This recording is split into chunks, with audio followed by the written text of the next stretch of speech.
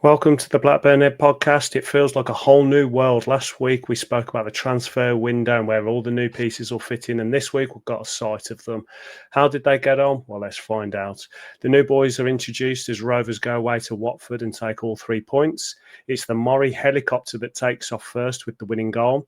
All this talk of signings, but it's old boy Scotty Wharton who steals the show with a monumental defensive display. The squad is finalised until January with Pears and Gay still on the books, leaving some surprised. Gardner Hickman says he feels togetherness at the club, but does that mean there's a new era that has begun? Well, let's wait and see. But the Talking Heads did release their 60-minute interview, and that has ignited fans on social media. But they also released a video of the players having them pronounce their own names, which should end some arguments, and us being brutally attacked in the comments. And I think we've been saying them okay, to be honest, in the most part, and we were brutally attacked for no reason. But anyway, but thankfully, I'm not on my own. My partner in crime is here. Mark, a lot more positives this week? Oh, football-wise, Mike, it's been pretty much a perfect weekend, hasn't it? We've gone away and won, kept a clean sheet. Man United provided the usual Super Sunday entertainment, and I believe someone down the road also messed it up. And what I just want to say to you, Mike, is please, we put a lot of work into this. Can we both concentrate right until the end? Because the last thing anyone wants is to get to the last minute of the pod and mess it up, and all that work's undone. Just a ridiculous loss of head. That'd be ridiculous. Nobody's going to do that. But yeah, let's just focus to the end. Exactly. We're going to stay calm all the way to the end. And that's exactly what happened with Rovers this weekend, going away to Watford and winning 1-0. It was something which we said last week. We just wanted to see something grind out. Usually we're the ones saying we just want to see performance. We want to see something that we can hang our hat on. But this time I was like, you know what? With the way everything started, we need to make sure that we're just getting the points on the board. And we got there. I was a little bit surprised, but let's play the audio reaction first, and then I'll get your thoughts, Mark. Well, I'm pretty chuffed with that one, mate. It sounds weird to say, but I was nervously calm during that game. There was a time where I stopped and I was thinking to myself that I was happy with how we were playing. I was happy with how things were going. And I felt like because we was in control of the game, I was quite calm, and that made me nervous because that's not the Rovers' way. So it was a bit strange. It was obviously strange seeing Watford in a blue kit. That was weird, but it was such a scrappy start. I didn't know where it was going to go. I was obviously looking at the new signings. I thought Murray looked really small, not very fast, but technically really good. Tavares, he was pretty scrappy as well, but he played some good balls. You know, we need to break that one down. He played a beautiful ball to Adebiosu, and which was cut back to Cantwell. So if that's something he can do, we need to get into that a bit more. But Scott Wharton, for me, I don't know whether it's because our expectations have now lowered or he's got better. I don't want to take anything away from him. But he's come back in, and the notes I made was his positioning. He did the simple things right, his communication, his experience. You could see how he was controlling the area with Carter. It just looked really solid. And if we can keep him and Carter fit, and they play like that, obviously there's not going to be an issue whatsoever. And it's going to be a case of Dom Hyam who. Cargbo, I was a bit worried about, not just from a technical point, but the thing is he brings pace, and there was one time where he was near enough clean through and he got chased down by a big centre-half, so a bit concerned about that. But what I'm not concerned about is Good Johnson. He came on and he put himself about. He seemed to be positionally really good. Whether we should have had a penalty, I'll need to talk to you about, but it was really, really good from him, and it's a sign of things to come. But the goal, really chuffed with that. Murray getting his goal, he's off the mark, and seeing that celebration and the interview after as well. I saw the interview after, and he just seems like an absolute character. So looking forward to breaking this one down with you, mate. Well, you can't grumble at that. I thought first 15 or so, they probably had the better of the game, started brighter, started quicker. But from then on, I thought we'd been pretty much dominated the game, looked comfortable. It was a weird game. It didn't really have much urgency about it. It was quite slow paced, but I thought we were pretty much in control. I think my concern at half time was just, as it always is when it's 0-0 and you pretty much have the better of the game, you just think, is that going to bite us on the backside? But I thought Murray looks like he likes a little bit of pace, but I can't criticise him. I thought he looked very, very good. Lovely little touches in and around the box. Him, Cantwell, Ohashi are all very, very good in tight situations, which means you, when you're in and around the box, you can sort of play the passes exactly like they did to score. It was interesting to see the change in formation. Thought that they weren't really on top at all at that point, and it just shut the game down even more. It was obviously brought Miller on, which meant we had the long throw as well, and Good Johnson came on at the same time, and Cardboard was just obviously there for the counter attack. But I thought Good Johnson, I think he might well nick Ohashi's place, if I'm being honest. He's decent on the ball from what you can tell. He's big and strong. He's quite quick. He could be a real asset in the Championship in particular. I think he looks built for it. I'm looking at Scott Wharton, though, and thinking we might have the better of the two Whartons here, Mike. Great result. Got to go there and win when they're bang average like that, and the game was there for the taking. But what you should do and what you actually do are two different things often. So I was really pleased with this. Should be a good pod. And I think it will be, because I think as far as we're concerned, we've got this starting lineup that we can look at and see a shape that we want to work with. It's up on the screen now. Mark, when we first announced the starting lineup, what was your thoughts? I thought it picked itself. I mean, Tort's been away for international duty, hasn't he? But the rest of the team was kind of made up of people who haven't been. I think Millard obviously flown back late Thursday night, Friday, so he was never in contention. With only two centre halves. Other than that, I think the only one was potentially Tavares, or whether it was going to be Gardner Hickman. For me, because Good Johnson's been away, albeit he's gone and scored against France, he's still not really trained with the team. Cardboard's been away at Sierra Leone, he's obviously miles away. I think it was a pretty straightforward team to be picking. It was only Tavares that was a question mark for me. What about you? Yeah, I mean, we obviously talk throughout the week, and we were talking about some of the international players. And last week we talked about that centre-back pairing of Carter and Wharton. And when it was announced, I was concerned. I think most people were, because you don't know what kind of Scott Wharton you're going to see. We know what he can do, and we knew what he was being asked to do previously. So for me, when I first saw the starting lineup, it was obvious, there's definitely going to be Carter and Wharton in there now. But I was a little bit nervous when it first came out. Obviously, I was proved completely wrong, as both, as you can see, were rated quite highly. But I think the international break helped some people, and obviously others, they would have been a bit more tired. Good Johnson obviously had a really good international break, and so did Tote. Sorry. Oh, I've messed up already. So Tote did obviously well on his international break. But yeah, I completely agree. It picked itself. I was really looking forward to seeing Murray. I really was. He's come with a bit of a song and a dance, a little bit of a reputation, and he proved it. Yeah, I thought just at the start of the game, playing on that right, there was a couple of times he played the ball past his man, tried to dribble past him, and he almost exposed his lack of speed and his lack of strength. And I thought, this is not going to bode well. And after that point, he never got himself in that situation again.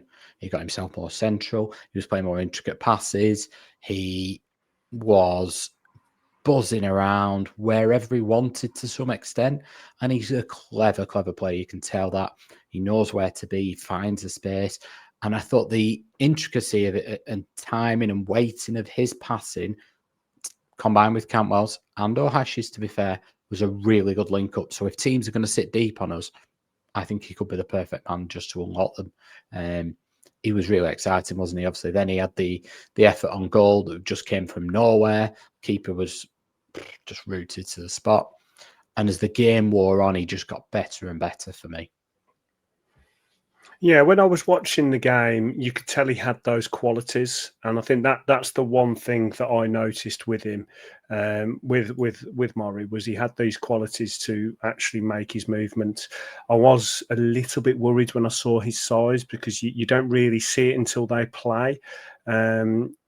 And his speed, like you say, wasn't there, but his dribbling and his control of the ball, that's what was setting him apart. And then obviously the goal, the movement and the link-up play just shows that intelligence. I mean, the start of the game was really scrappy, and I was a little bit worried about what the game was going to fall into, because it seemed like both teams were just giving the ball away. It wasn't fantastic quality. But the one thing I did notice was Scott Wharton just taking control. He was very no-nonsense, which I was really impressed with. The other thing as well, I was concentrating on his mannerisms. And you could tell he was just talking to everyone along that back line, telling them when to go, telling them when to sit, pointing who had who. And he was just he was like a defensive general, just picking everyone out where they needed to be, and that really helped. And I think that did settle the defence quite a bit. Yeah, I mean, the opening period of the game, I watched it back again, and to be fair, Watford should have been out of sight. They did miss some good opportunities, and they didn't force Toth really to make a save. But in terms of the defence, I feel a little bit sorry for Carter. I think some people they're not on a pop at him at all, because he was very steady, and as the game grew, he became better and better. But Wharton's had a pre-season, and we actually thought he was going to start the season. Carter's been out for a while, but they were asked to do two different things. Carter was asked to go meet the ball, go ahead of the attackers, actually go and try and win that ball quite high up the pitch, and Wharton was slotting in behind. When you've been out for a period of time, and he's been out for a couple of months almost now, your timing's the thing that needs to come back. And everything he was being asked to do early on was all about timing, just nicking in front of him, getting to that ball. But the fact that he had Wharton behind him, who was so assured, knew exactly where to be, just provided that comfortable base that meant Carter could do that. And as the game wore on, his timing got better. And I thought the pair of them complemented each other really well, as Alabiosu and Ribeiro. Yeah, it's like they'd played together for a long time, and then you rightly brought up Watford were quite wasteful. I honestly, I didn't think Watford were all that, and I actually think they were poor. They ended up playing poor, and if we'd played Watford and they were firing, it would have been a completely different position. But Watford are where they are for a reason, and they're just not playing that well. I think that they were wasteful. I think that it was a mix between them being wasteful and us actually then starting to ease into the game and be a little bit stronger defensively. We could have had a penalty. I think it was halfway through the first half with Ohashi going through. Do you remember that one? That seems like it could have been one that was he's made a little bit of a meal of it. Yeah, he's miskicked it a little bit, hasn't he? For me, there wasn't really any contact. I do think the run he made, he was in front of the defender. I think if he'd have slowed himself down, he would have had some contact from the defender. I think he was anticipating it. I don't think it was a dive. I think he was anticipating it. But if the ball was quite high and he snatched at it a bit, I think if he'd have just slowed himself down, he was in front of the defender. He got himself body position spot on. He would have had some contact. He could have gone down then. But as it was, it wasn't a penalty for me. But yeah, I think Watford were wasteful, but that back line became more and more stable. I think Wharton was asked to be the leader of the back line, and he did that superbly. I think when you look at Scott Wharton's best performances for Blackburn Rovers, they've all been when everything's in front of him, when he's playing slightly deeper, when he's not asked to get dragged wide, when he's not asked to chase him behind and be turned. When everything's in front of him, Scott Wharton it's a simple game for him, and he looks a good defender. He's also pretty decent on the ball. I think there's times under JDT he was asked to do a bit too much, and he overcomplicated it. But on the ball, some of the times he was switching play is a really good weapon for us, having the left footer again. And I think at the beginning of the season, we thought he would start. McLaughlin came in and did a really good job. But right now, it would be criminal to take him back out of the team. I think the fact you've got, if it was a midweek game, you could maybe say, oh, his fitness might not be there. Maybe McLaughlin sneaks back in. But right now, I think you cannot take Scott Wharton out of this team. No, not when you've gone and won a game. You've had a few games where we've been a little bit ropey. We've lost, obviously, a form centre back as well. When you have someone come in and show that kind of performance, then I mean, he's won the right to have another go. He's won that starting spot, and you've got to respect that. Like we said, his positioning was fantastic. His communication, his leadership. I think you're right. I think sometimes we asked a bit too much of him under previous regimes. And when you're asking him to do the simple things, he does it right. If he's just going to go and put his body in the way, he'll do it. When he was coming to win headers, I mean, sometimes it looked like he was just an old-fashioned centre-half. I'm just going to go straight through the striker, just head, get rid, and if the ball's at my feet, I'm just going to pass it off to someone, and they're going to be the one to make the pass, like a Tavares, a Tronstad, or even out wide to your fullbacks. So I was really impressed, and what I was really glad was he was getting the plaudits everywhere. But when you put in a performance like that, it's pretty hard not to notice, because sometimes you'll watch the centre half and you think, oh, they're the unsung hero and stuff. But it was pretty obvious. I mean, even in the attacking corners, he was getting himself about. He was keeping moves alive. And it's just great to see, because he was one that I was looking to leave at one point. I said that he wasn't the future. And I think that was because, and this is what I was saying in my audio reaction, is it because my expectations now are less than what they were? And now I'm thinking Scott Wharton's the answer because he's come in and done the simple things and he's played well? Or is it because he's actually come in and played well? And I actually think it's more the latter. I think I think full credit to Ismaël, his tactics, he's got the best out of what he has. And he's not playing, well, I'm going to play this style of football regardless. I think he's looked at the strengths and the weaknesses of that back four, and he's moved Ribeiro inside. Alabiosu, all right, they brought him in, so there's an element there where they've looked for those attributes. But I think he's looked at Ribeiro and gone, do you know what, he's steady enough, but he doesn't get up and down. Bring him inside. Wharton, everything's in front of him. He looks a really good defender. I think I've said this a long time when you watch England and people say about Harry Maguire, why is he better for England than Man United? It's like he's playing for two different teams. But it's not. It's just Man United stick him on the halfway line and ask him to turn and chase back, and England just sit him on the edge of the box and everything's in front of him. You do that with Scott Wharton. I think he looks a very, very steady at worst and a good at times centre half. I think he had to be at times. I've watched Tavares now 4 or 5 times in competitive games.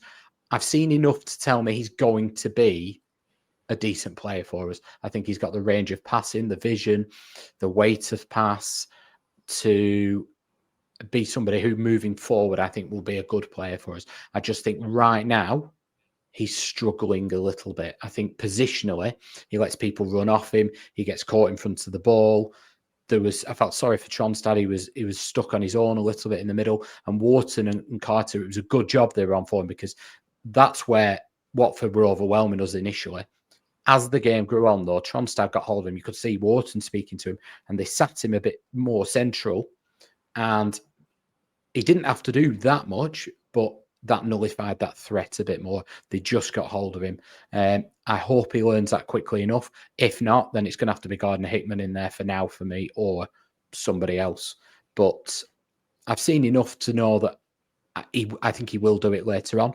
But I also thought Tronstad, we've questioned whether he can do it without Travis. And for the second game now without Travis that I've seen in the last 3, I think I've seen enough to say Tronstad was back to his best. He was intercepting. He was winning the ball in key areas. He was tackling and coming out with the ball every time he went, and he was doing the simple things right.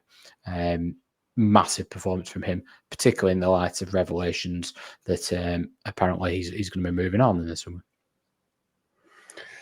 Yeah, and it's something we'll talk about a little bit later on, because there's been interviews left, right, and centre that seem to be igniting social media. We don't get a break, do we, with these things? But hey ho. Moving further up the pitch, I was quite impressed with Mori. In the end, I was a little bit concerned at the start. Me and you messaged each other, and we were talking about the fact that he was a little bit small, not quite as pacey. But then we do need to let these new signings bed in, and it took him a mighty half of football to bed in, and he gets that lovely goal. It was a fantastic finish, good link-up play, and I just love it. These kind of goals where it's just pass, and a lovely finish like that. We like scoring nice goals at Watford. Absolutely. It was your man Ryan a couple of games ago, wasn't it? But yeah, you're right. I mean, it was probably even half of a half, wasn't it? That Murray did a couple of runs, tried to beat his man, and thought that's not going to work. And he's a clever footballer. You could see that. He changed what wasn't working.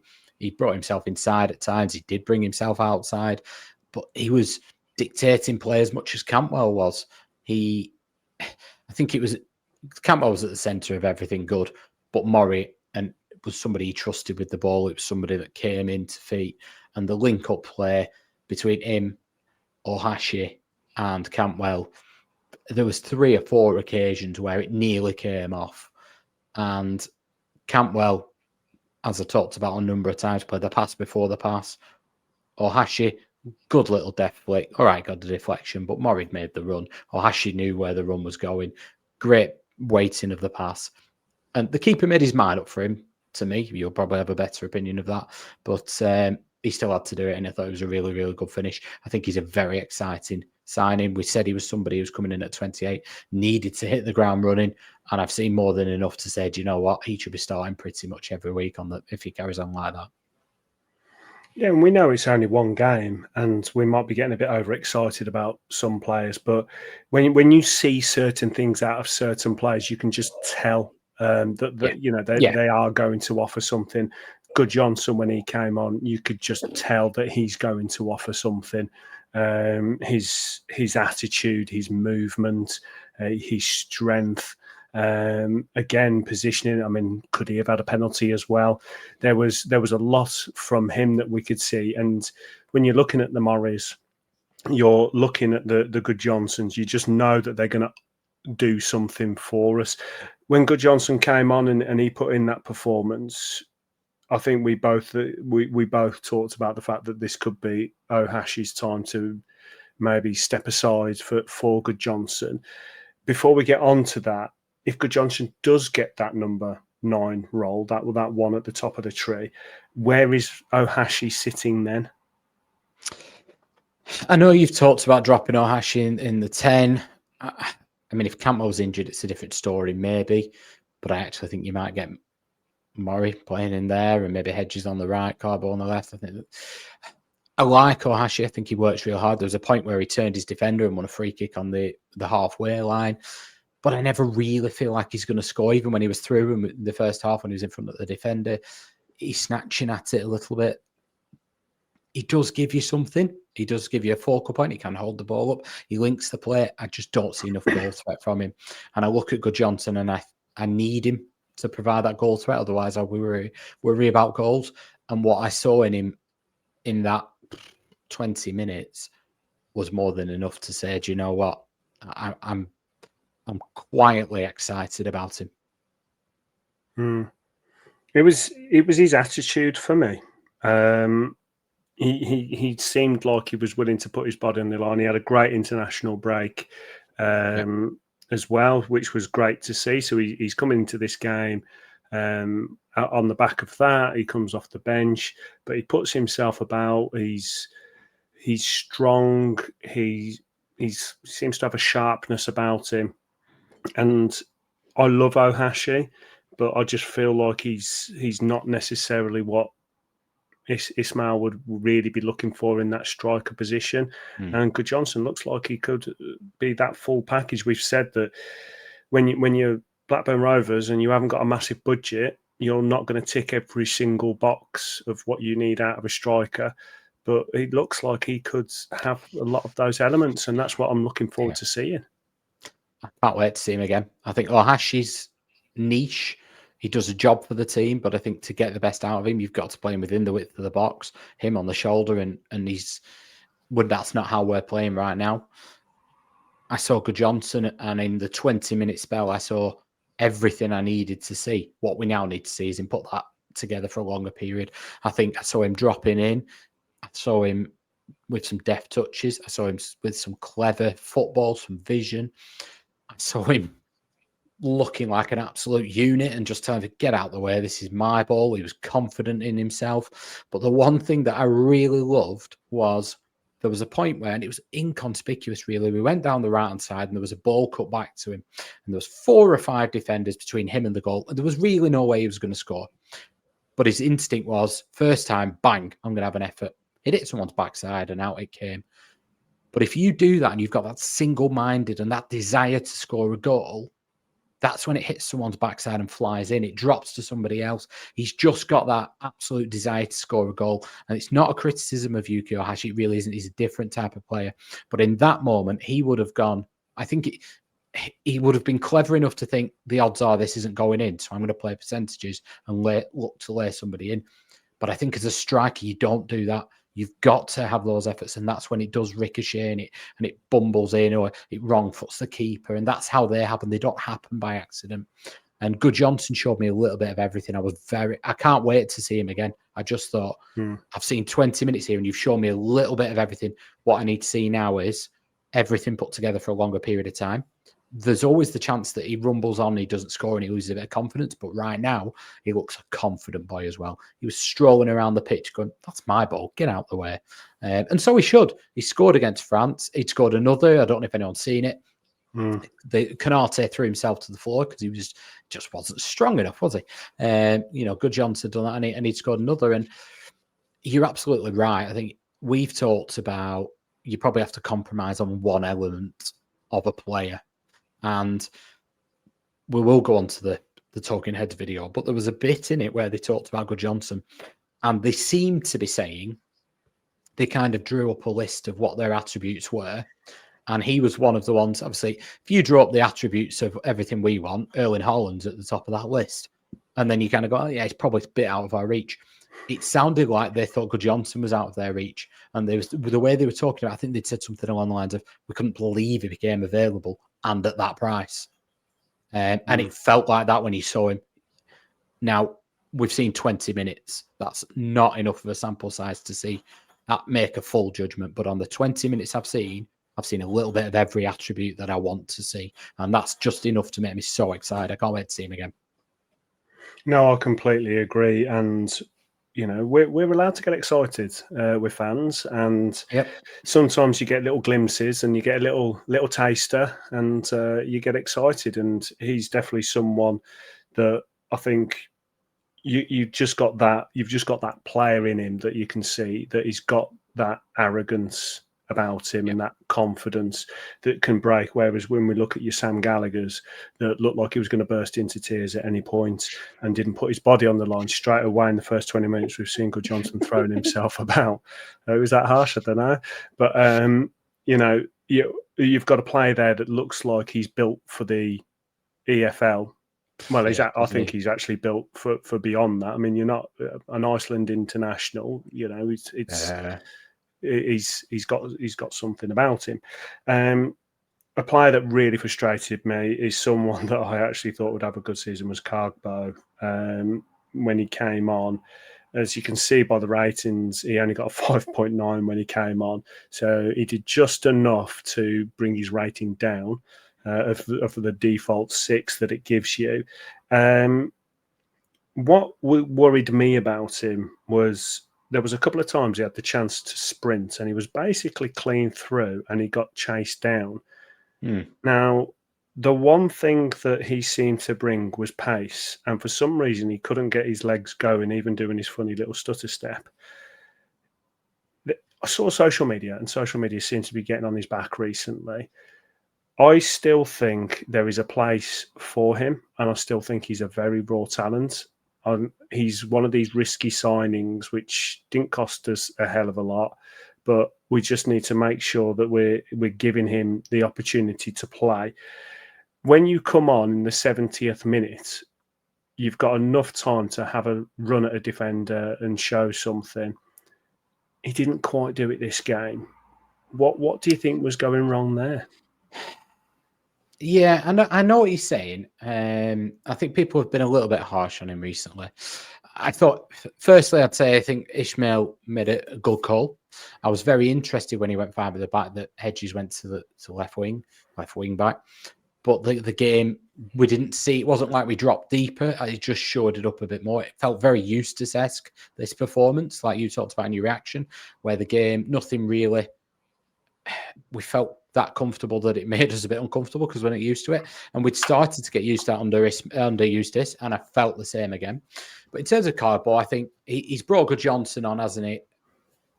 Because he's the new signing, he wants to get him further forward, but he ended up dropping in. And Cardboard, they tried to simplify the game for him and just put him, basically, you be the counter attack. Well, not the ball for you, you chase it. I think Cardboard needs the game simplifying for him. I think his confidence is a bit dipped at the moment.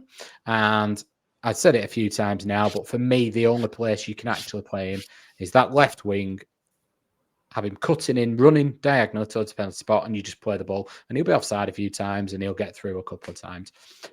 But actually, having seen when we went 5-3-2 and we played him just as the furthest one, I'm all right with it. I think he's not the player. He's not a Murray. He's not going to create something on his own through a bit of skill. But actually, he's posing enough of a threat, even just by running in behind and they see his pace, to make them think, well, we can't push that far up here. Did he have a perfect game? Well, no, he didn't. There's no doubt about that. But to be fair to the lad, he's been flying halfway across the world and then back. Who knows if he would even have had a kip? I think Lewis Miller talked about the fact that he had a slight one, but he was jet lagged. He'd gone straight to the game near enough.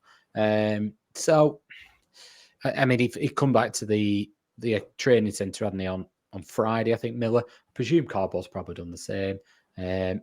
Maybe jet lagged. I'm not judging him off this game, but I understood what Ismaël did. I looked at more of the principle of it, and actually, I think having somebody who gives you that threat in behind just keeps the defenders honest. It keeps them enough in the back of their mind to worry them. So I was all right with it. I mean, yeah, he didn't have the greatest of games. I think he's struggling with a bit of confidence, but we just need to simplify things for him right now. But yeah, I thought he didn't get too much stick this time, but he has been doing recently. And I feel for him a little bit. Well, what's interesting with it is it seems to be people are calling him out on his decision making, but that is an experience thing as well. That is trying to get him games. The trouble is we've been in a situation where we can't carry players. We're not getting ourselves into situations. Well, I suppose it's only been a few games, but other than the Hull game, each game's been relatively tight, or we've been chasing it, whichever. So to actually bring him on and let him just kind of play a kind of free role, give him the ball, just go get at the man. He did it against West Brom. He did it really well. But what we need to do now is use him properly and give that raw talent a chance to develop. One player that I think has impressed everyone has been Alibiosu. I remember tweeting out something pretty negative about the club when Callum Britton left, because I was a very big Callum Britton fan. From the moment he signed, I just was a big fan of him. And when he went, I felt like it was a symbol of what was going on. But I'll tell you what, Alibiosu has stepped up. If we look at his rating in this game, it was an 8. His average rating throughout the season, based on WhoScored.com, is a 7. Which is just behind similar players of playing minutes, Cantwell and Ohashi. How well has Alibiosu done? Because he's big, he's strong, he's defending well, he's getting forward. Is he an upgrade on Callum Britton? He's got a couple of attributes that are an upgrade on Callum Britton, but no, he's not an upgrade on Callum Britton. But he is a different style of footballer, I think. Other than the West Brom game, he's got better and well, obviously that was the first game, but I've been impressed with him. He's got better and better and better each game. I think his confidence is there. I think there's an element where he needs to obviously improve attacking wise, just in terms of any decision making. At the minute, he's more of a knock it past the defender and run past him, but he can cross a ball. There's a lovely cross that he dinked to the back post for Cantwell, where he did a volley. I think he got injured in training doing the same volley a few weeks ago, but we've got Cantwell's got that quality, and he picked him out beautifully. There's something he's got though that you can't teach people, and that's pace, raw pace. And that made Kyle Walker, sorry to talk about him with where he is now, but Kyle Walker went from a very average fullback to a very, very, very good fullback because of his pace. His positioning was not always great, but it made up for it. And Alebiosu, the amount of times he comes back and catches people up when he's no right to do is ridiculous. And that is something that is just such an asset that we've been short of. We've been short of pace going forward, and we've got cardboard. And yes, I think we've sacrificed some of the other qualities for his pace. But in terms of Alebiosu, that just gives us something.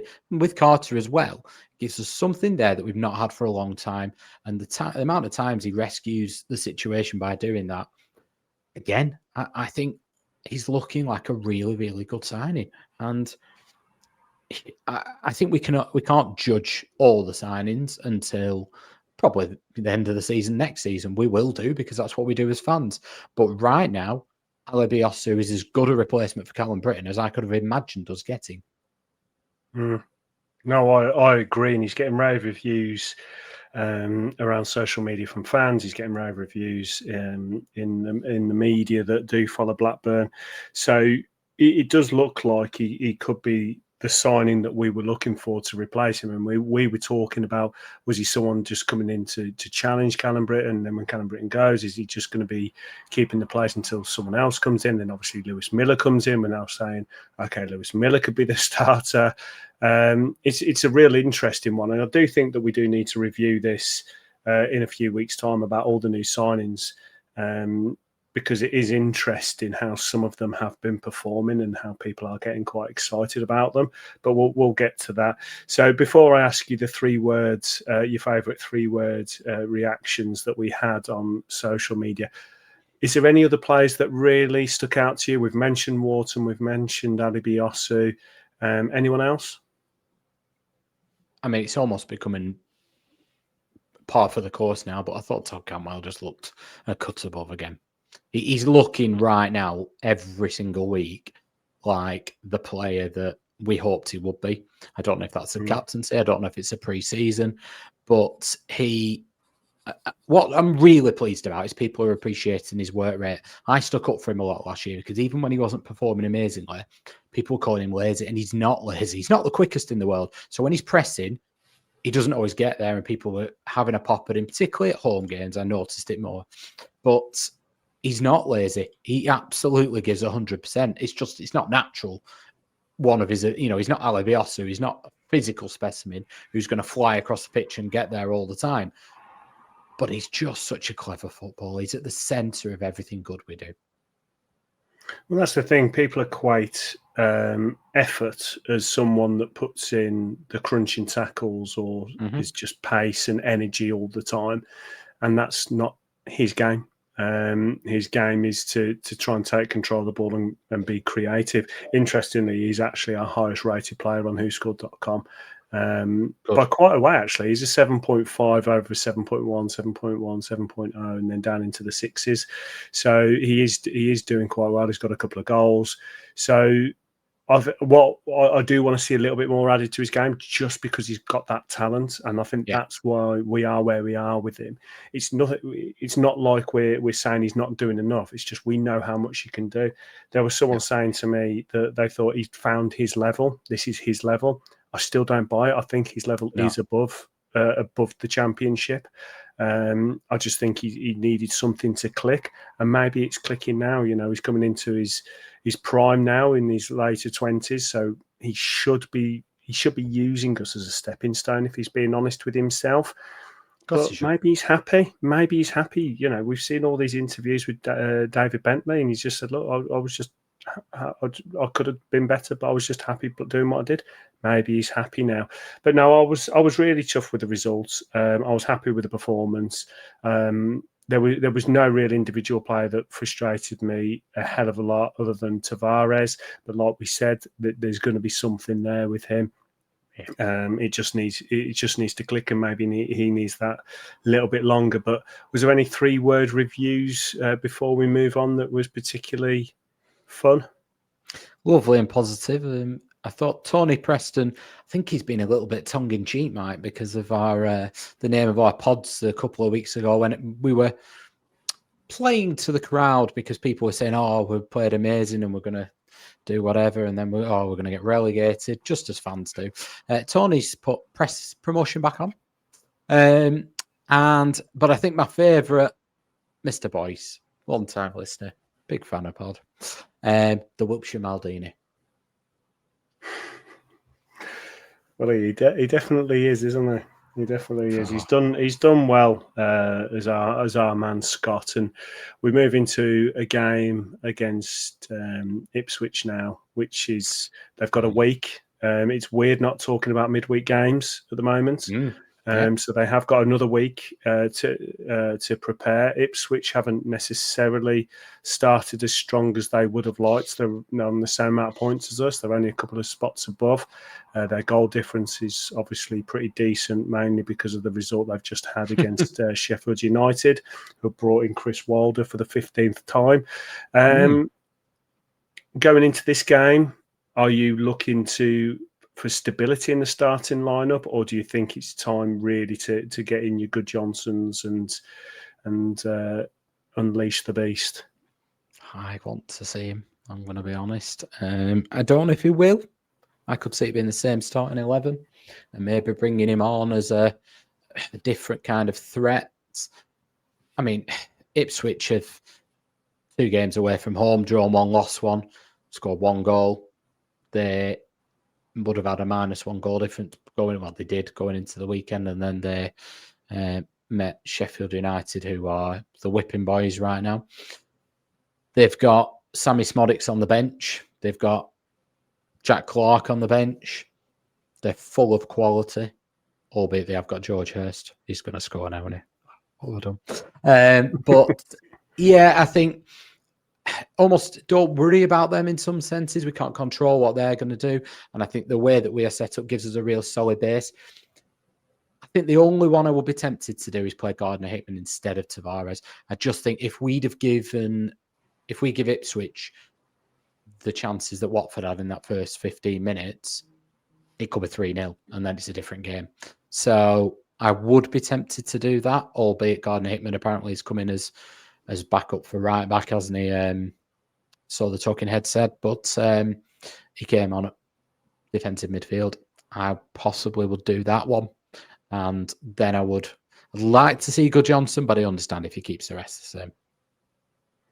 Yeah, the trouble is it's taking Ohashi out to put in Good Johnson. So if it was Pape Gay playing this week, it's a no-brainer. But it's Ohashi, and Ohashi's become a bit of a cult hero, but not just a cult hero. He's actually given production as well. He's played his heart out for the club since he joined, and he's a good player. Whether he's the right player for the position and whether he's as good as Good Johnson, that time will tell. But when you've had that taste, like I said, of Good Johnson, we've just spoken about all the benefits of having him. You want to see him play, and when you're playing Ipswich, that are no slouches, you want your best team out there to play these. We're at home, so the home fans are going to want us to go at it. We're not going to want to be defensive. But when Ipswich have come off a 5-0 win, they're going to be buzzing. They've got their chance to get some more points. I want this to be an absolute our best team going for it, and I think that does involve Good Johnson. Yeah, I do, and I think my only thing is that you sometimes you don't want to look to the bench and think actually this is going to be a downgrade, but Ohashi's not He's certainly not Gay, but Gay, we've talked about him coming off the bench and doesn't have an impact. I go back to early on last season at the Norwich game when they were swapping. If you remember, Ohashi started one week, almost Gay the next. Ohashi came on to score an equaliser against Shane Duffy's Norwich back then. So it does give you something from the bench, does Ohashi. You've still got Cardboard probably off the bench. You still have Gay if you wanted to bring him off the bench. But you've got options, haven't you? So I personally, after seeing 20 minutes, they watch more in training, but that's all we've got to go off. I would change Gardner-Hickman and I would change Gudjohnsen and I'd take Tavares and Ohashi out. But other than that, absolutely the same again. Ryan Hedges still makes it. Well, Ryan Hedges absolutely makes it. Ryan Hedges had another good game. I think he tactically, we've spoke about this numerous times now, but tactically, I like him. I think he does a great job for the team. I think when he's expected to do more than what he did at weekend, then that's not the Ryan Hedges we're going to get week in, week out. He does do that occasionally. He's done it in glimpses, but predominantly what you're going to get from him is what you got at weekend. And when you've got somebody like Morishita floating around, or you've got Cardboard on the other side, that's absolutely fine. And I think actually you need that balance. Yeah, and I don't want to get too ahead of myself and go from us talking last week how we're relegation candidates to suddenly we're going to be promoted as champions. No, but we have seen some glimpses now, and I don't want to keep banging on, but we've now got a couple of signings there that seem to be quite exciting. Yeah, and I want us to, when we're playing the better teams, and I know Ipswich are where they are, but they are one of the better teams. They've just had a slow start to the season. They're going to climb. I want us to be putting out our best team. And when we're at home, I don't want us to just be sitting back. And I mean, there's a tactical battle that's got to be done. I appreciate that. yeah. And I know what you're saying about if you're looking at the bench, you want some players to be coming off the bench that will be a slight upgrade. But on the flip side, if we can put our best players out there and get a goal or two, and then you're in the tactical battle and you think, right, okay, now we look to solidify it or whatever. I want us now. We've got those 3 points at Watford. That has changed my opinion. If it had been a draw or a loss, I'd be talking completely different. But we've gone and got 3 points. There's a potential confidence boost there. I want us to try and build on it. And if we go for it and it doesn't work, okay, that's fine. We've gone for it. But I don't want us to play this tentative thing and this putting a team out there that isn't. It's kind of set up to be defensive, and then they go and beat us 1-0. No. I want us to set up now with these attacking pieces and give them an opportunity to go and play a good side and get something out of it. Yeah, absolutely. And I think when we look at what we've signed overall, our criticism has not been of any of the individuals. Our criticism has just been that we've taken a lot of gambles and we need a lot of them to come off and quick. I think right now, having seen more of Alabiosu, but having seen Morishita for a good period of time and having seen a period and a chunk of Gudjohnsen, and I watched the Iceland games as well, I've seen enough of them to say, do you know what? They have got quality. They're going to bring something. I just think when you bring this many new players together, you're going to have ups and downs. I mean, ironically, at weekend, I think there was only 3 newbies in the team because Toth obviously was there last year. Morishita was one, Tavares was another, and Alabiosu. That was the only ones that started the game, weren't they? So there wasn't a massive churn at that point, but I just think we're going to get some inconsistencies, and that's why in some ways the fact that it was a 1-0 victory, it wasn't like that the whole game where you watched and you thought, as much as that was brilliant, there's no way we can play like that every week. This was a performance that I could see us doing again. This was almost a Eustace performance. It was very functional. It was glimpses of quality, but it was also quite a comfortable performance at the same time. But I still go back to a better team, I think, would have been 2 or 3-0 up. And whilst I'm really delighted and I think we fully deserve the win, we've just got to be mindful that actually it wasn't perfect, and we still need to work on that. But it was promising. It was something that we can build on. It was something that we can go, do you know what? That is the blueprint. We can copy and paste that. And there's teams like Watford who I don't think are going to go down, but look pretty average, but we look better than them. So I was more comfortable coming after the game, obviously. But even with the performances, I thought, do you know what? I think we should be okay. I think I'm going back to my prediction of 14th, probably. I think we'll be inconsistent, but I'm getting more and more comfortable. Yeah, the performance was there against Watford, and we got some points, which is all we asked for. But I'm not getting too ahead of myself because Watford were pretty poor. But you're going to get that every week in the EFL. You're going to have teams which you don't expect. You're going to have your Plymouths when they went and beat us, whatever that was, it 3-0, 3-1, whatever it was. And then we're going to go and beat Leeds 1-0. That's the EFL. The reason why we're getting a little bit more excited than what we were previously is we've seen the players that have come in actually do something that's better than their predecessors. And that's the thing. We've seen an upgrade in certain positions and certain things. And like I said, that's just a little taster. It's a little taster. I now want to see it against Ipswich, against a good side where we can put in a performance and actually control parts of the game.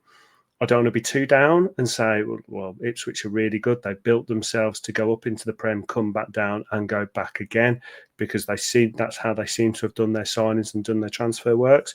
But yeah. I do think that there is an element of we've got to have the conviction at home to have a go at some teams. And I want us to put our best side out against them, and I want to see us go for it. I don't want us to be all tentative and let them come at us because they have too much talent for that. So it's going to be an interesting game. I'm looking forward to it, and I think that's a weird sensation as well. Like I said in my audio reaction, I felt very nervous with how calm I was, and I'm feeling quite nervous about how much I'm looking forward to this game because I don't want to be let down, but I'm excited about it. Going on now from the Ipswich game, there was the squad announcements, and there was obviously a couple of names in there with Pears and Gay being listed because they haven't moved on. How surprised are you that they are still with us? Because obviously the transfer window closed across the whole of Europe. So since the last recording, and I think there was an expectation that Gay could move on. But how surprised are you that those two are still with us? I think in terms of Gay, I think they have. I do wonder if fans' reaction to Hyams maybe had a little impact. But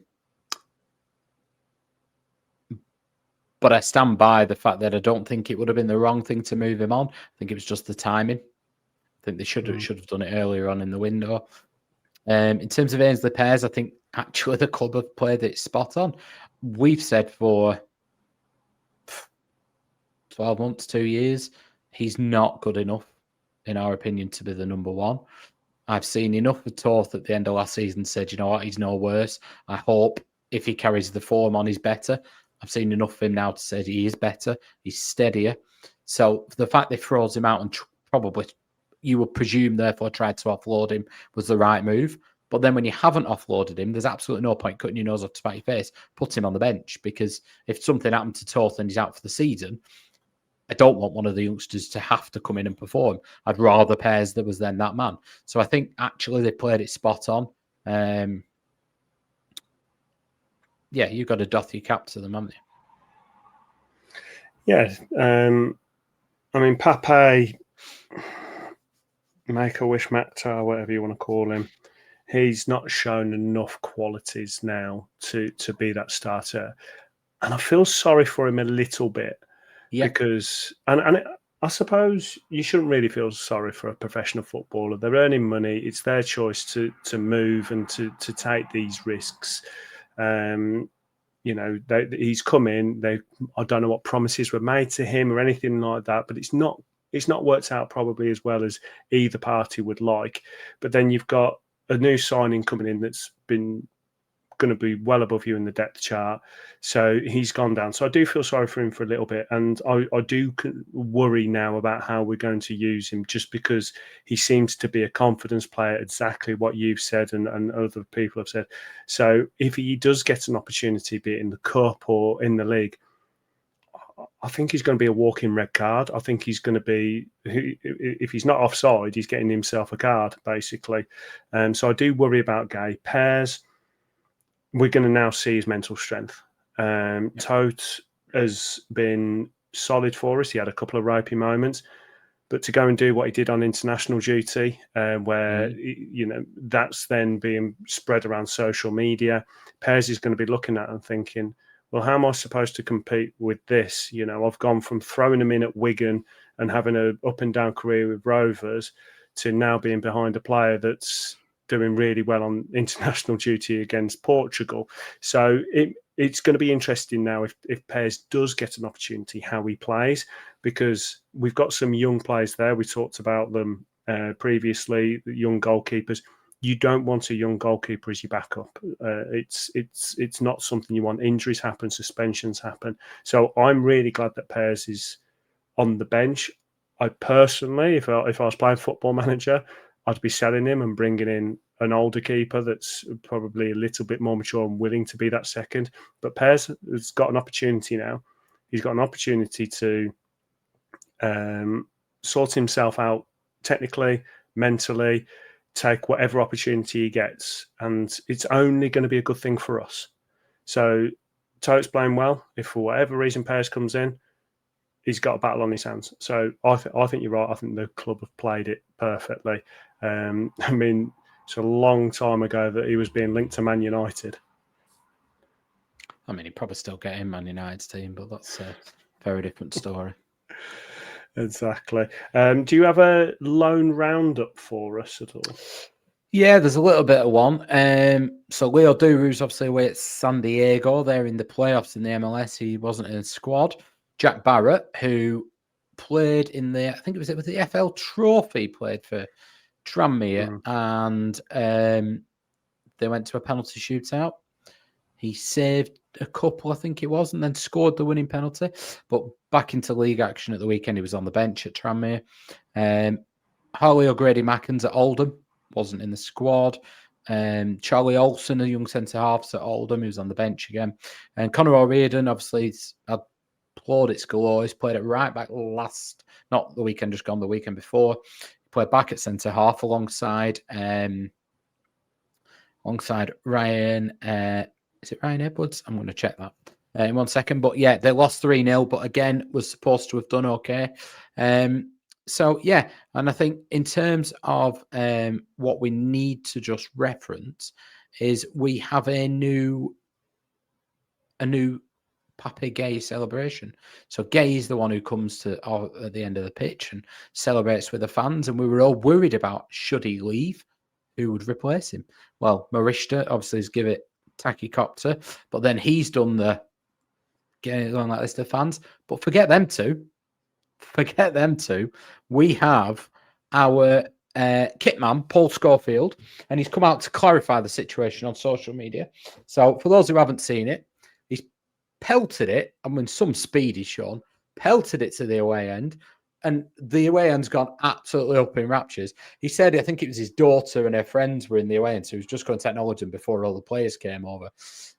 That hasn't worked. The fans have just seen him running over, going mad, and have, absolutely loved it. So if we win against Ipswich and he does not do this, I will be fuming. That needs to be, just be a standard bit of behaviour from him now.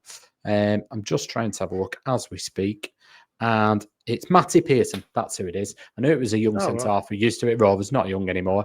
He's been on at Huddersfield, hasn't he, and did well since then.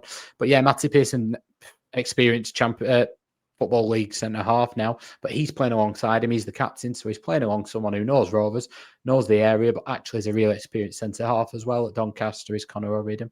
And one might continue for me because rave reviews, and that's when loans are done well. He's gone. He's had a really tough one. He's gone and had another good one, and now he's having a good one in a two-man centre half. I think we need to have a look at maybe some more loans. I know Jack Barrett's on loan, a couple of them young keepers. Now we've got Pears on the bench. Just send them out for a month to Conference North and let him experience getting roughed up a bit. I always remember David Ryers at Southport did in the world a good thing. Well, that's the thing. That's what made his name, and he had a really good spell there. So yeah, hopefully these things work well. I completely agree. Get young keepers out there. I remember when I was playing Saturday League, and I had guys drinking pints behind me, giving me absolute pelters, and I crumbled. I absolutely crumbled. But what it made me realise is how important that actually is. For a goalkeeper, we joked when I said about Volstead playing for about 800 people, one man and his dog. But doing things like this, when goalkeepers are a very lonely position and mentally pretty tough. So if you can handle going down to that level, having people, having a go at you behind the goal, having people having a go at you on the pitch, I think you can make, and it's great to see that Jack Barrett's doing quite well at the level he's doing. Since we last recorded, there's been two things coming out onto social media through Rovers that's been quite interesting. The first one was the 60-minute interview with the Talking Heads. There's been a lot said about it, a lot shared. I think for me, it was just, there wasn't a hell of a lot to take out of it that other people haven't taken out of it. I have no hot take whatsoever. Everything I've read on social media is pretty much my opinion. It seemed like it was a little bit defensive, there wasn't a lot that came out of it that really shocked me in any way. It seemed like it was the usual spiel. What about you? Similar, I think. I've had enough of the talking as well now. I think they've got their version of events. People who've left will have their version of events. It's one of them things that maybe they're both right in their own mind, but what you can't disprove is what we will now see in the next season, and that will be where the proof is in the pudding for me. I've said for a while I need to see action. I was really upset with the action of selling Dom Hyam. And I still maintain, despite the fact that I think Carter potentially is better than Dom Hyam, but him and Wharton have had a really good performance. I think we've left ourselves unnecessarily short. Maybe Miller can do a job. I think that was the only thing that I looked at, and people dissected it to death. But if you look at the post when Rovers signed Miller, if you remember back, they signed Alabiosa early on in the window, and they timed the announcements of Callum Britton and Lewis Miller at the same time. And it said Rovers have moved quickly to sign a right back. Miller's interview is all about, what do you bring? Well, I'm going to get up and down the line. Ismail's talking though in the interview about, I've seen him. I think he's got the qualities to be sent off. That's fine. Just come out and say that. Do you know what? We signed him as a right back. We saw an opportunity to let Dom go. We've looked at Miller and we think, do you know what? He's got the profile to play centre half. So we brought a backup in. Fine. I might not agree with you, but just be honest. And it does feel occasionally like they're trying to cover things up and trying to sometimes take you for a fool. And I'd rather they were honest, even if it's an error. Just be honest and say, do you know what? We messed that one up. Or we signed him as a right back. Alabiosu's going to play there, but actually we think he can do a job at centre half. We think that might actually be his position moving forward. I'd have been okay with that. Whether I agree with you or not, time will tell, won't it? But yeah, that was the only little bit for me. But I think if anyone's not seen the Rudy Gestead interview with Andy Bays, I'd point you in that direction a little bit as well. I think he came across much better in that. Answering the questions a bit more question and answer format rather than, I know there was a question and answer format in the Rovers one, but it did feel a bit rehearsed. But yeah. It was very staged. It had that feeling of very staged, didn't it? I mean, you could see by the body language. I mean, Ismail seemed a little bit uncomfortable at times, and for such a big, confident man, you could tell that at times he didn't really want to be doing that. And I can understand as a head coach, you don't want to be dragged into these kind of things. Yeah, I think what I would say is you can't have it both ways. You want communication or you don't. I'd like some communication. I think what the other thing I would urge people to do is Adam Owen. I've obviously on the forum, I've heard him a few times now. He's a very, very astute, impressive man who could sell. He could sell ice to the Eskimos. When he tells you about a project, you're all in. And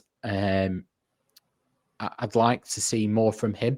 I think he does really talk about things. I mean, he's published books if anyone wants to read them. I'm not trying to. I don't work for Adam Owen. I'm not on commission, but he has about periodization. You'll probably find them quite interesting, Mike. He's done some research recently and published them about keeping players fit and preventative measures, and he's massively into that. So he's had a big say in the transfers as well. It's not just Rudy. So I was pleased to see him there as well. I'd have liked to have heard more from him, but yeah.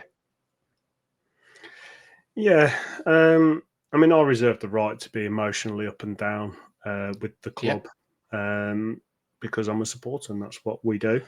I might give an opinion one week and it changes the next. I think the thing is, after seeing this interview, it just had that feeling of being staged, as you said. It was it felt very forced, like it felt quite defensive at times, and at other times you just don't necessarily believe what you're hearing because I don't think they necessarily want to tell the truth, or they don't even know the truth themselves.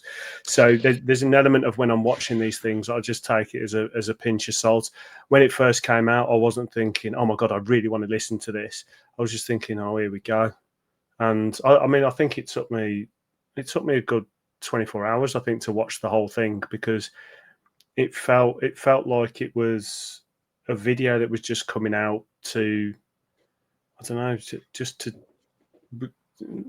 prove a point. Like, we're trying to tell you something. Like, look at us. We're being honest. This is the situation. We're not stupid. We know that 90% of what you're saying there is probably not the truth. But they put it out there, and fair play to them. Yeah, I mean, people know that obviously the world now is, you can't always be honest, particularly when you're talking about employment, whether it's football or not, it's still employment. You can't always say certain things. Some people can't come out and give their sides of events as well. I think you're right. I think we could have predicted 90%, probably 99% of the content what it was going to be. But I'd rather that than we hear absolutely nothing at all. So yeah. They've made an effort to stick something out there. It feels very politics based, like the way they delivered it. I think my favourite video that's come out over the last week, though, was Murray's. I don't know how that's got out. One of the players obviously recorded it. But if anyone's not seeing it again, I'll try and find it and share on our socials. But his standing on a chair, ketchup bottle in hand, singing his initiation song, Tachycopter. I think I've got a bit of a man crush on him. I just love him. Yeah. Well, that's the thing. He has this character about him that we saw with Pape Gay. We saw it with other players. But if he's got some talent as well to back it up, I'm up for it. But you see his interview as well, where he's talking about him and Ohashi linking up, and he just had this huge smile on his face. And he just seemed really excited. And that's quite contagious as well for the fan base to actually see this. You know, we've got 3 points. We've got a player that's being all happy. It makes you happy. So I hope we get to see more of that. But moving on now to the other video that they released, the pronouncing names. Now, you messaged me because I hadn't seen it. I was coaching at the time. And I actually did get it. It came on my watch and it said, and you'd said, have you seen the video Rovers have put out? I was thinking, oh no, what have we done now? Like, what's going on? And then, so I had a quick look during the break, and it said about pronouncing names, and I thought, I feel attacked. I feel like I'm gonna get so many pelters now about how I've been naming them wrong. Now, I just want to say the Cargbo situation, right? That wasn't me mispronouncing the name. That was me 100% just getting the wrong name. Like, it wasn't like I was naming him and I thought that's how it's pronounced. I was just a complete idiot and I just kept saying the wrong name. So taking that one out of it, let's take Cargbo out of it. Okay. I feel like we got a lot of them right pretty early on, and we just believed the comments of how we were getting them wrong, and then that's how we should be saying it. I felt like someone's been playing a massive prank on us here, but I thought it was a great video to put out there. It was quite funny. It was ironic that the only one that was seemed to be getting his own name wrong was Jake Garrett. Well, Jake Garrett, I could probably pronounce all of them other than the way Jake Garrett pronounced his name. I thought Michalski, to be fair, he said Nick Michalski, and then is it Nick Mialski, was it? And they said, no, how do you want it pronouncing? It was quite funny as well, wasn't it? Say it slow, Papi Gay. No, say it slow, Papi Gay. No, that was exactly the same. Some of it was just brilliant. Now imagine, right, to go back to the Papi Gay one, right, so he can't even take instructions on how to say his name slowly. Imagine trying to tell him tactical directions on a pitch. Yeah, but he smiles, doesn't he? So I do go him. But to be fair to him, I was really pleased that at the end of the game he was still celebrating with the fans, big smile on his face. That was good to see because that worries me a little bit with him. I don't want him to lose that. But I mean, what I would say, Mike, is we all know this has been extremely popular podcast over the past 12 months. We said, listen, we need Rovers to put this video out, and within 2 days, the video was out. So is there anything else you'd like the club to do this week, Mike? Maybe we should start making a list for them. They can invite me to come and do some coaching experience at the Brockle with the goalkeeper. Well, so I'll put that out there. I've got a bigger one. I think what should happen is, and I've said this a few times now, we all have a pop as supporters at them not beating the first man from corners, not hitting the target from penalties. I mean, Toth lines his wall up tremendously well, by the way. But there's a few things like that. If people want to put in the comments what really bugs them with professional football that shouldn't be happening, I reckon me and you can go and prove that we are right and the footballers are wrong. I can beat the first man every time from a corner. I can't move. That's out of the equation. So if they get me doing a warm-up, I'm probably going to pull a thigh, a hamstring, a hair out of place or something. But with enough notice, I'll try and actually move 5 yards somewhere and get slightly a bit fitter. But I can take a corner and I can hit it where they want.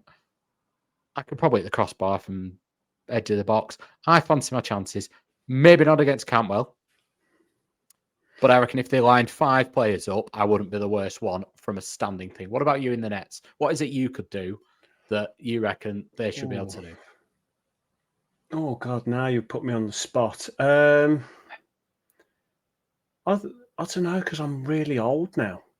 I'm such an old man. I mean, I did play outfield last night and did quite well, but in goal where I've got to actually be agile, I think, you know, Seamus in Family Guy that's made of wood, the sailor that's made of wood, that's me. My joints don't move like they used to. I don't know. I fancy myself saving some penalties. I fancy myself saving some penalties just for the luck factor. I'm a little bit tongue in cheek because I know in training they can probably all of them will be able to put the ball pretty much wherever they want. However, they should be able to do it in a game. They're getting paid a lot of money. I look at the football game, and if I see something and I think I'd be disappointed if I did that, like not being the first man from a corner, not when they take free kicks and they don't manage to beat it over the wall to get it into the box, stuff like that. I think it's basic. You should be able to do it. I'd be annoyed if I'm annoyed at the level I play, which is pretty poor. You should definitely be able to do it. But I'm up for the challenge. So if Rovers, if you want to take us on, Mark and Mike versus bring whatever you've got. Bring it on. We'll have a go. Like we say, it's tongue in cheek, but it'd be quite funny. It'd be quite funny to, yeah. But no, it was great. I did love that video though. It was quite funny because I was listening to them and I was like, hang on, I said that right, and I got called out for that, and I changed it to like Deneva. I think we said it was either Deneve or Deneva, and everyone was in the comments saying, "Oh, it's nothing to do with that." Morishita, I actually got called out on that, and I did my research on that one. Yeah, you were bob on research. One of my mates has a place in France, and he goes over there a bit. and he fancies himself as a bit of a French expert. So he was correcting me, or he's trying to give me a heads up. Do you know what? It's Dinev, it's Pape Gouet, it's this, it's that. And I'm like, all right. Well, I've sacked him as the podcast official French correspondent now. He's gone. The pronunciation expert has been binned, so there's a vacancy there if anyone wants it. But I think it should be you, Mike. The one with Morishita, I was adamant it was 2 other pronunciations possibly, which were far more hilarious. My little girl finds it hilarious. She wants him on the back of her shirt and will insist on calling him that. But the way you said it, you've done your research and you were bob on, and the people should bow down to your superior knowledge. I'm not sure about that. But no, I was glad it came out. And like I said, I was after that session, I was going through the video and I was just like, yeah, I said it that way, and everyone called me out, and I got quite agitated, and then I realised I needed to grow up and just get over it, so I did. No.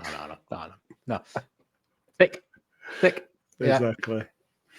But no, Mark, it's been a good one. It's been an hour and 15 minutes of chit chat of Rovers. We've talked wins. Hopefully next week we'll be talking about more wins. Are you going to have a good week? Well, I hope so. I'm looking forward to the game. It's the first one me and my daughter will be able to get to together this season. We'll see Sammie Szmodics hopefully just warming up next to us and not on the pitch. Hopefully George Hurst is the George Hurst that was at Ewood. And I'd take 3 points and about a 3-0 win. I think I could probably just cope with that. Yeah, as long as Good Johnson comes on and get a hat-trick, I'm happy. But no, it should be good. But Mark, cheers for joining me this week. No worries. I don't know what the weather's like where you are, Mike, but it's an absolute hurricane here. So, yeah, you're lucky I made it. My hair's still intact, though, and I have been outside for a lot of the day. But I've made it. It was touch and go at one point. I thought I was going to get blown away, but since I weigh about 20 stone, I was all right and held firm. Well, my toupee flew off while I was coaching, so I've lost that, and I'll have to buy myself a new one. But hey ho! Well, but no, Mark, keepers you just wear a cap, don't you? Keeper, if you maybe. Well, if Pears has gone to get his hair done in Turkey, that's probably why he's still wearing his cap, apparently. But that is rumours. Mike, rumours. That's malicious rumours. He didn't go to Turkey. Okay, more local then. Okay, so Mark, cheers for joining me, and obviously everyone, thanks for tuning in. If you've got any comments, stick them down below. What we've spoken about, how do you think the game's going to go next week? Keep sharing, doing all the good stuff, and hopefully next week we're going to be just as positive as we were this week. But we hope you have a great week.